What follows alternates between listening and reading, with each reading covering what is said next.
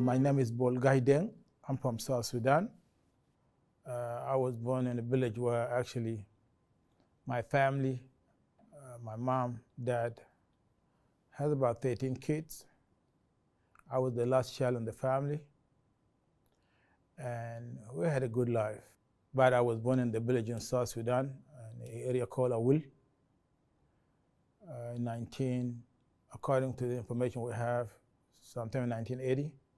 Well, I am a village boy. My village is great. It's the most beautiful one in Africa. Very green, and very much. If you turn around, every corner is bush everywhere, green grass everywhere. I mean, the cows and animals love it, and God love it, and water everywhere. I mean, it's so beautiful. Growing up, being a young boy there, and then my family moved around the village to from corner to another corner. And I was born in the same area. At that time, I was very much 3 years old to 4, and being taken care of, being the last child in the family, you get so much attention. And I got attention not only from my mother, I got attention also from my brothers, my sisters. Being the last child in the family was a big deal. So my family was very rich in culture, rich also in agriculture, rich also in animals, owning the animals, and that was a part of my family. And also enjoying your life, playing with your fellow village young boys and girls was very important. Growing up, having a mindset that you're gonna grow up to be a good, strong warriors, defending your family from animals, danger animals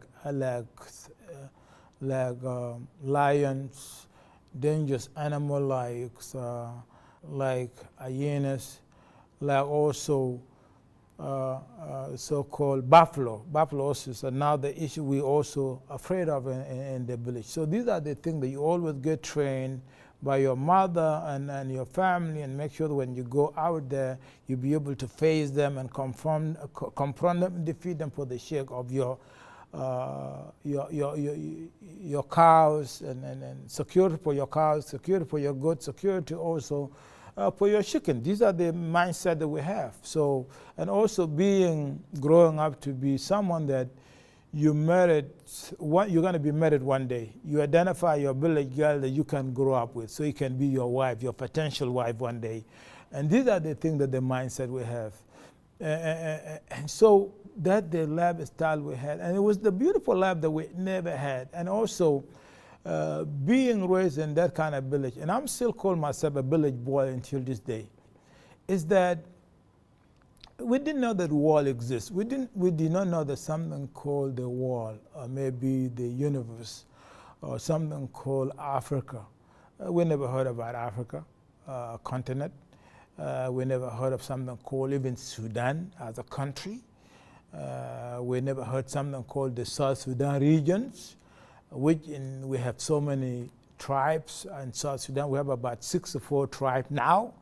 But back in the day, only the tribe that I know is my tribe only, because that's the language that I speak with people in my neighbors.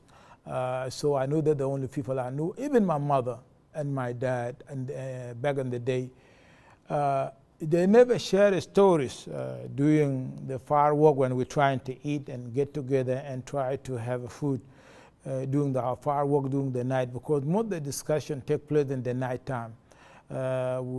Stories, and if there's any storyteller or something happened back in the day, your mom or maybe dad or uncle shared those during the gathering during the night time, during the firework night time. But I never heard anything about the Sudan, I never heard anything about Africa, and only my village, my tribes, all we knew at that time. But very much our village was very peaceful village. We didn't have war among one another as the tribes.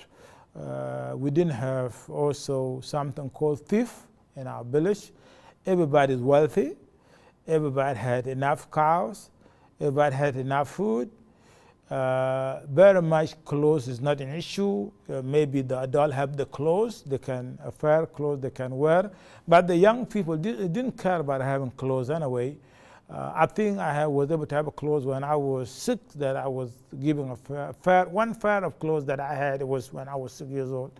When people realized that I will about to grow up to become a man one day and be able to identify myself with some girl in the neighborhood, to know one another, and also we go to night dance parties in our village a lot, because we party during the nighttime. Daytime we're doing the works, and some of them go and take care of the cuddles. Some will stay at home and cultivate. In the nighttime we gather and go for the dance. And also I was try to be a good dancer, and that was my dream when I was a young boy, before actually I was taken away.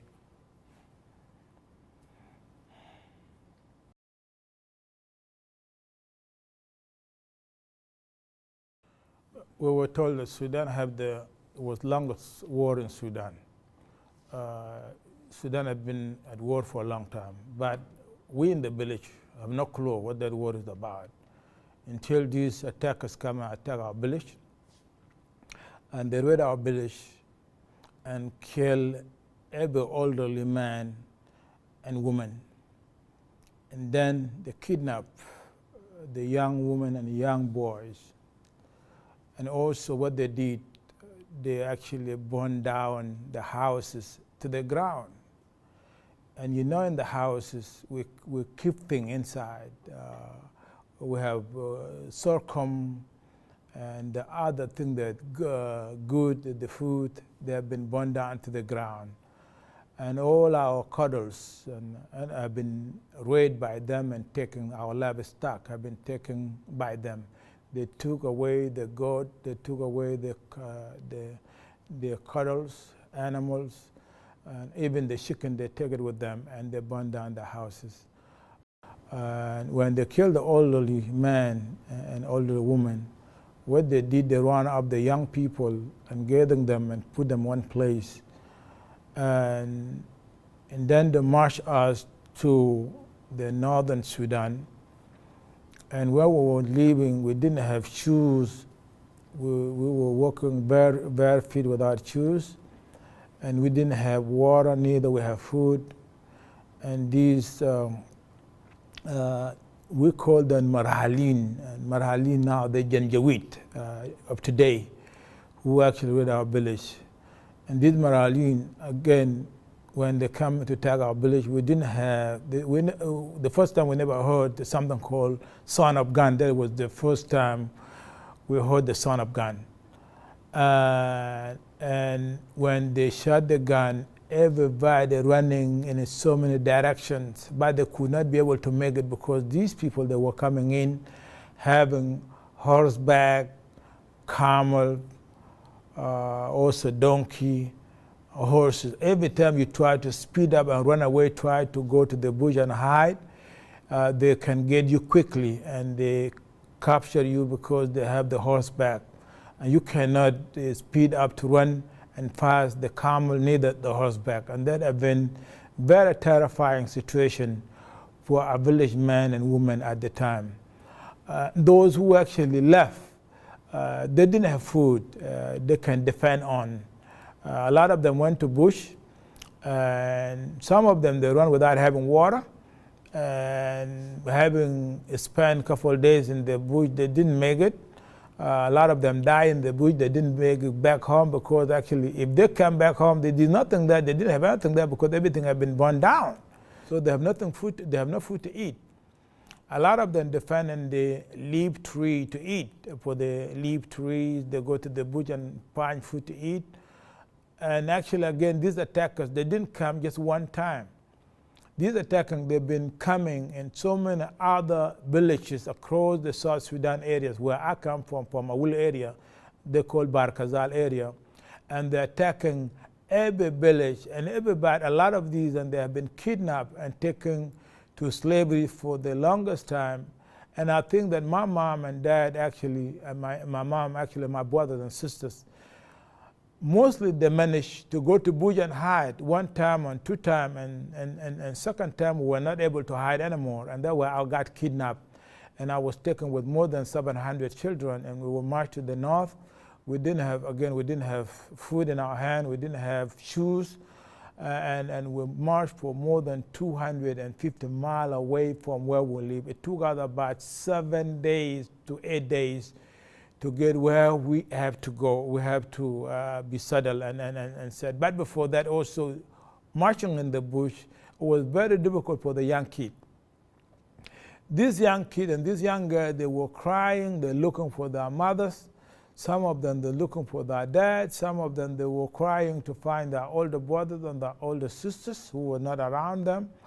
These young kids also, they were terrified because they now have been taken by people they never spoken the language that they don't understand, called Arabics. And we in our village, we speak Denka. And there were most of us actually live in a village called Shawong, an area that where I come from. A lot of us were from there. They call us Denka or maybe Monjang or Jeng. So that's the language that we know. We do not speak Arabic. And the majority, the attackers speak the language called Arabic. And that have been so difficult for the young kids who have been taken. And these young kids, the only way that they can communicate with their masters was only the body language, using the sign language. Maybe if you ask for the water, you got to say, I need something to drink, you got to use your hand like this. Maybe you want something to eat, and master may not even pay attention to give you something. You got to use your hand and say, I want something just to eat. And you got to use your body language to communicate with them, because they don't understand your language, and you don't understand that language. Now it becomes so difficult for the young people who never been around this type of strangers. And the strangers also don't know these people. They never have a contact with them. They never heard of them. The attacker, they have a gun, they have enough power, and they were able to control the village, and they took this young kid. And during the journey, I have learned that we were almost 700 children have been taken to slavery. And then when we got to the destination, a lot of us very much have been, there were actually other folks, businessmen from those kind of attackers were waiting to very much sold us to those kind of people. And we didn't know they were about to be sold to other wealthy Arab masters that were waiting for us. So these attackers, they went and they made a deal with these wealthy men of the areas. And then a lot of us started disappearing during the evening time. 5 of us have been taken to different directions. 2 have been taken to another direction, maybe 5 and 10 and so on. That's how we got disappeared. 700. I find myself with 5 kids around me. They've been taken to one house. And 5 kids were 2 boys and also 3 girls. And then these 3 girls, they have been taken by the masters, and they become wife sooner or later. And these young kids, they were about 14 years old at the time. And I can tell you what I can remember at the time during the journey that we were walking. 3 boys that were attacked was eaten by the lions. And we saw these kids where they were attacked by the lion. And also, one of the girls, when the boy was crying and he actually was not able to walk, this master took out the sword. It was a big knife called sword. I think they call it sword in English. And then he chopped up the head of the young boy that was crying for walking for a long distance. He couldn't be able to make it. And then he chopped up the head of these young kids. And then one girl was crying in my language, actually in Dinka, said that we don't do this in our culture. And this young boy was not buried, he was left there, so the lion can actually, maybe can eat him up. And then the girl said that in our culture, when somebody actually died like this, it should be buried. And in my language, I actually replied to the guy. And the master do not even listen to this young girl was crying for her fellow citizens have been killed. And then that's something I can remember in my memory during my journey toward North. And then when we got sold, the master was terrible. The treatment was bad. Sometimes we would go without having food at home, near the water. Sometimes we sleep were actually with animals. We didn't have anything, blanket, neither we have a blanket. We didn't have anything to sleep on. You can sleep on the floor. It had been a difficult journey we had. And me personally, they put the chain in my leg at the time. And just for a part of discipline, they thought that I'm going to be running away. Because some kids, they run away, and then sometimes you have to face two problems. If you run away and go to the bush, you may not know where you're going to be gone because you already walk more than 250 long distance away from your home. And you were walking, it was all bush. And you try to run to the bush, you're going to be attacked by a lion, getting eaten by a lion, or maybe getting eaten by hyenas. You cannot make it home. Or you can be captured by other masters and also taken back to slavery again, or maybe it could be worse than the master you already have. So these are the dilemmas that we have lived during the journey of being captive or being a slave at that time. So the food at least changed in my leg for quite a while. And I behave okay, I behave good, I try to be a nice guy. And that way actually very much, they give me a chance to be free, can be able to take care of their cattle also, because the master was having animals and also cattle and cows. And then I was allowed also to be responsible, taking these cows and give them water and grass. Now I was able to get a chance, actually 3 years later, I was able to find a way out when I saw the train was coming from the Western Darfur and going to Khartoum, and that's how we were able to make it out. So the train stopped and let the car goes, and then let the animal goes. And then when he stopped, I realized there was a chance for me to kind of sneak in. So I snuck to the train, and then train took off and it left. And I did not even know where I was going with it. I said, just I got to leave and I have to get away.